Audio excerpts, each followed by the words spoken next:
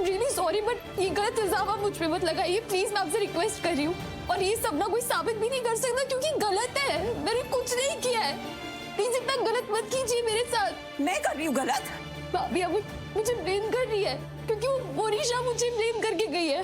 मोनिशा को मैं बुरी लगती हूँ तो आपको भी मैं बुरी लग रही हूँ। ये सारी बातें ना बेकार की है। हमें भी माँ के बारे में सोचना चाहिए। माँ की हालत खराब है और आप सब माँ से मिलने आए हो ना, देखो वहाँ से माँ दिख रही है। हमें नहीं दिख रहा है? अनपढ़ गवार हैं हम लोग। हमें नहीं पता जो तुम बता रही हो कि हमें कहाँ कैसे किस तरह बिहेव करना चाहिए पूर्वी। अभी मैं डोंट अब जुबान चलाती हो तुम। दीपिका प्लीज, ना ये जगह है ना ये वक्त है इन सब बातों का। इसका दिन ही खराब है।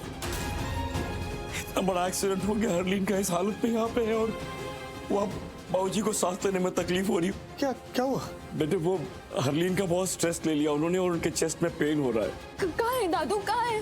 पूर्वी वो हमारे साथ ही आए थे, अभी एडमिट है यहाँ पर। अभी क्या हालत है उनकी, कैसे है? बाबूजी अभी ठीक है, पहले से बेहतर है।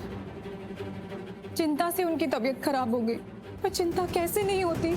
परजाई जी के बारे में जब हमें पता चला तो हमें इतना सदमा लगा, तो बाबूजी पर क्या बीती होगी। अगर माँ के साथ ऐसा ना हुआ होता तो आज न माँ यहाँ होती न दादी। आदि मेरी बहन कोई पागल नहीं है, बेवजह ये सब बातें नहीं कर रही थी। बहुत दिन से मैं देख रही हूँ कुछ ना कुछ मुसीबत इस घर पर आ ही रही है। अब तो मुझे भी लगता है कि कुछ तो है, कुछ तो चल रहा है पूर्वी।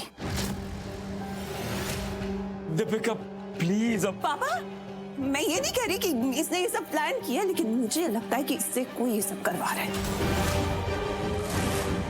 कोई तो मजबूरी रही है जिसकी वजह से तुम हमारे साथ ये सब कर रही हो। भाभी प्लीज, वो मेरी भी माँ है। जितना आरवी उनसे प्यार करता है ना, मैं भी उतना ही प्यार करती हूँ। क्या बोल रहे हो आप? हाँ वो माँ मंदिर से पहले निकल गई थी क्योंकि मुझे पंडित जी ने किसी काम से रोक लिया था, पर मैं माँ से कुछ कदम ही दूर थी बस। मांगी है तुमसे कोई सफाई? भाभी मैं सफाई नहीं दे रही हूँ, मैं बस ये बोल रही हूँ कि मैं भी माँ से उतना ही प्यार करती हूँ जितना आप लोग करते हैं। मैं माँ के लिए, उनको प्रोटेक्ट करने के लिए ना कुछ भी कर सकती हूँ, मैं अपनी जान भी दे सकती हूँ। तो प्लीज प्लीज ये इल्जाम मुझ पर मत लगाइए। और ये आप क्या बोल रहे हो कि किसी ने मुझसे ये सब जबरदस्ती करवाया है? प्लीज मेरी बहन पर इल्जाम मत लगाइए। मेरी बहन खुशी दी का इस एक्सीडेंट से लेना देना नहीं है और ना ही इस परिवार से कोई लेना देना है। उसकी लाइफ में ऑलरेडी बहुत सारी मुश्किलें चल रही है। प्लीज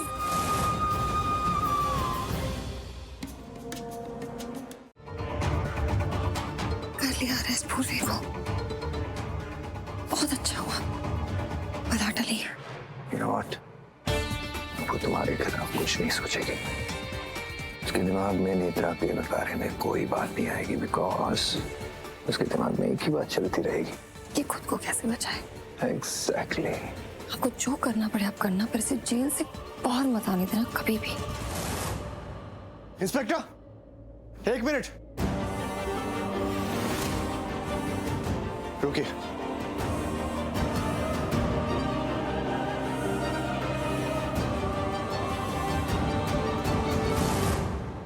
आपने इसे अरेस्ट किया है ना? हाँ। किस बेसिस पे? Excuse me? आपने किस बेसिस पे इसे गिरफ्तार किया है? जब उसके खिलाफ कोई कंप्लेन है ही नहीं तो आपको उसको अरेस्ट करना भी नहीं चाहिए। डैड, आरवी यहाँ कैसे आ गया? ये तो रोक लेगा, वो अरेस्ट नहीं होने देगा पूर्वी को। एग्जैक्टली, उसे अपनी माँ के पास होना चाहिए था। प्लीज प्लीज कुछ करिए, आरवी को रोकिए, कुछ करिए, पूर्वी को अरेस्ट होना होगा। इन्हें अरेस्ट इसलिए किया जा रहा है क्योंकि इन्होंने एक्सीडेंट किया है। किसका एक्सीडेंट किया? मेरी माँ का। कैसे पता आपको? उन्होंने कहा आपसे? कंप्लेन की क्या? तो जब उन्होंने कंप्लेन नहीं की तो आप इसे अरेस्ट कैसे कर सकते हैं? कैसे पता आपको ये गुनहगार है? ये फैसला हम करेंगे कि गुनहगार है या नहीं, ये हम तय करेंगे। आप कैसे तय करेंगे? आपकी माँ की गवाही से। पहले उन्हें होश में आ जाने दीजिए और आप उनकी तरफ से कोई भी फैसला नहीं ले सकते। लेकिन आरवी, आप तुम अपनी पत्नी से प्यार करते हो, तुम्हें उसके लिए फिक्र है, अच्छा है, लेकिन पत्नी के लिए परवाह करना, प्यार करना माँ से बढ़कर नहीं हो सकता ना आरवी? हो सकता है? नहीं आरवी, माँ से बढ़कर कुछ नहीं हो सकता। क्योंकि माँ वो है जो हमें जन्म देती है, हमारा वजूद है माँ से। अरे माँ का कर्ज होता है हम पे पूरी जिंदगी तक, और वो कर्ज हम ऐसे नहीं अदा कर सकते आरवी। अगर हमें अपनी आखिरी सांस तक लड़ना पड़े तो लड़ना चाहिए, चाहे वो किसी से भी लड़ना पड़े। तो तुम जो कर रहे हो सोच समझ कर करना। गुनहगार को सजा मिलनी चाहिए, और माँ के गुनहगार को कभी माफ नहीं किया जा सकता, कभी नहीं। क्या हो रहा है ये सब? Why you being a spoiled sport? तुम मेरी बेटी हो, remember that. जोश में होश मत खो। एक प्लान फेल हो गया ना, दूसरा प्लान बना लो। नहीं है मेरे पास दूसरा प्लान। अरे तो दूसरा प्लान सोचो। ये सामान तोड़ने से क्या मिलेगा तुम्हें? ऐसे आरवी हासिल होगा तुम्हें? मैं क्या करूँ आप बताओ, मैं क्या करूँ? मैं प्लान बना बना के थक गई हूँ, हर प्लान फेल हो जाता है। वो पूर्वी मेरे गले का फंदा बन चुकी, जितनी कोशिश करी वो आरवी से दूर हो जाए, घर से दूर हो जाए, उतना ही वो घर वाले उसे सर पे चढ़ाते हैं। वो उस घर में है डैड, वो घर जो आज उसको मिली हुई है, वो जगह मेरी है डैड, उसकी नहीं है।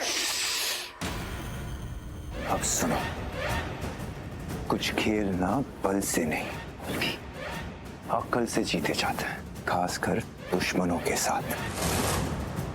वो कहते हैं ना, दुश्मन को करीब रखना चाहिए और वक्त आने पर कुछ ऐसा बड़ा करना चाहिए कि उसे पता भी नहीं चले कि उसके साथ क्या हुआ है।